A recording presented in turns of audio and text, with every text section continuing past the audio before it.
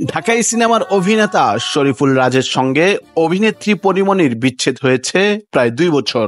বিচ্ছেদের পর থেকেই ছেলে পূর্ণ মা পরীমনির কাছেই বড় হচ্ছে।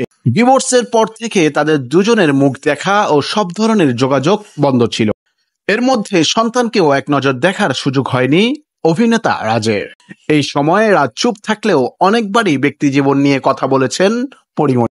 এদিকে ছেলের প্রতি দায়িত্ব পালন না করার অভিযোগ তুলে বেশ কয়েকবার দেশ বিদেশের গণমাধ্যমে রাজের সমালোচনা করেছেন তিনি।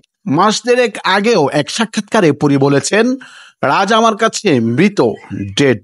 কিন্তু হঠাৎ করে তাদের দুজনকে ঘিরে দৃশ্যপট যেন পাল্টেছে, এমন খবরই পাওয়া যাচ্ছে। চলচ্চিত্র পাড়ার এক ঘনিষ্ঠ সূত্র বলছে, মাসখানেক হলো রাজ নাকি পরীর বাসায় যাতায়াত করছেন। এর মধ্যে কয়েকটি অনুষ্ঠানেও দুজনের দেখা হয়েছে। সন্তানকে দেখার জন্য এরই মধ্যে বেশ কয়েকবার পরীমনির বাসায় গিয়েছেন রাজ। পরীমনির বাসায় রাজের যাওয়ার বিষয়টি নিয়ে স্বীকার করেছেন তিনি। এ ব্যাপারে তিনি বলেন, অন্য একটি বিষয়ের জন্য সে বাসায় এসেছিল।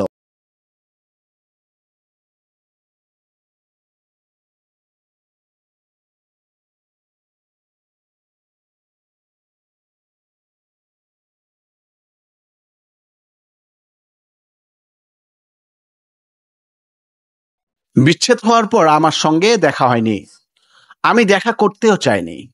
বাসায় আসা মানা ছিল তার, কিন্তু হঠাৎ করেই বেশ কিছুদিন আগে আমাদের বাসায় সে এসেছিল। সে সময় বাসা থেকে যাওয়ার আগে তার কিছু গুরুত্বপূর্ণ কাগজপত্র আমার বাসায় রয়ে গিয়েছিল। কাগজপত্রগুলো আমি যত্ন করে রেখে দিয়েছিলাম। সে এসে নিয়ে গিয়েছে।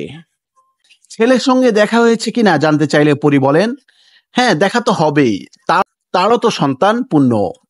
আমি রান্না করেছিলাম, সবাই মিলে একসঙ্গে খাওয়া দাওয়া করেছি, এই আর কি। তাহলে দুজনের মাঝে সম্পর্কের জায়গাটা শীতল হয়েছে কিনা এমন প্রশ্নে পরীমনি বলেন, শীতলের কি আছে, আর শীতল তো হতেই পারত, কিন্তু সেটি মেনটেন করেনি রাজ।